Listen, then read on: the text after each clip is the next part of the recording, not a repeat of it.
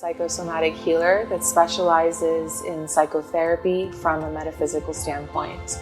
I'm passionate about my work because it fosters growth in people's personal lives with their relationships and also with their life's purpose.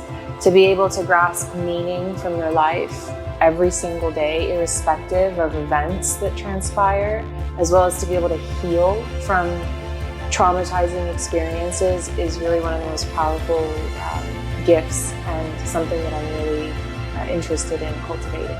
To be able to live fully embodied, empowered, and connected with those in our lives is really the gift of why we are here. And my commitment is to facilitating that in any way that I can.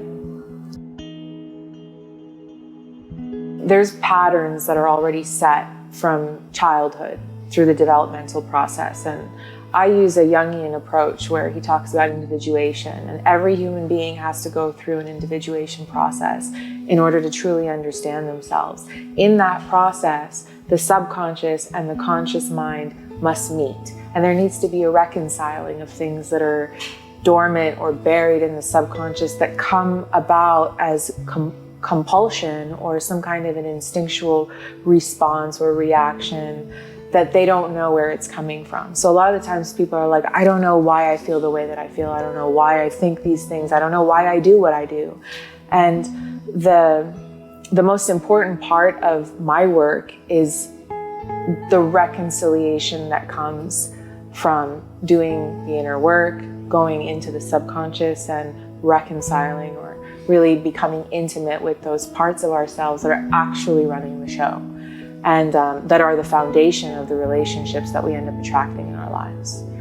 So the different modalities all include some form of hypnotherapy, basically getting the mind into a rested state where it's receptive, so it's not active, but it's not asleep either. And you work with the person to be able to rewire some of these patterns, these conditioned patterned responses. I like to do that with sound. Sound is the most effective way, in my opinion, besides alternative medicine that gets a person into a parasympathetic state to where they're receptive now to new patterns lives.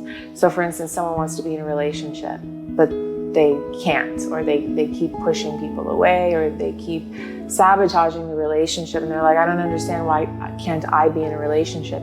It's addressing and reconciling the subconscious, the conditioned responses that come from actually a fear-based approach rather than a constructive one where they are magnetizing to them what they themselves are. Most of the time we want to change or we want to heal because someone or some event catalyzed that process. So basically the end result is not just about one's individual success, it's about connection and being able to foster really fulfilling relationships, which is ultimately what every human being on this planet longs for. There's the 12 universal laws. I'm sure you've heard of the laws, that law of correspondence, law of polarity, law of gender, law of inspired action. It just goes on and on. But we have to follow the laws. We have to be in harmony with the laws. Anytime we go against these universal laws, it's just cause and effect. It creates a discord, which then leads to another reformation of order.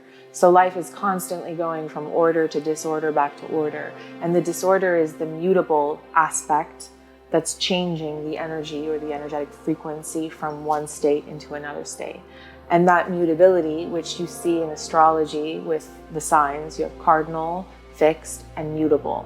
And even the three faces of divine consciousness in Vedic tradition, for instance, there's Brahma, which is the creator, there's Vishnu, which is the preserver, which is fixed, and then Shiva is mutability. And Shiva is really the god that's feared because of the disorder that it brings, but you need that in order for regeneration. And so in relationships, just as in our personal lives, there's cycles. Once one cycle expires, there's the discord period or the mutability of transforming it. And in that period, you're searching for something to help. But if you realize after a while, if your brain starts to get conditioned, like ooh, mutability, time to lean into the process, then you're able to manifest basically a quantum reality that's more resonant to the frequency that you're emitting in the disorder period.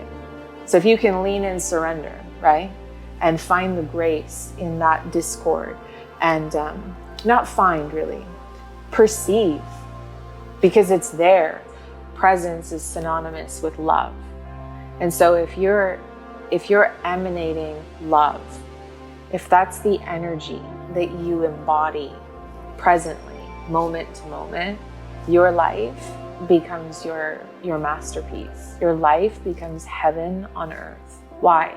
Not because externally there's something that's going to shift for you to get there, but it's because you're the light emanating.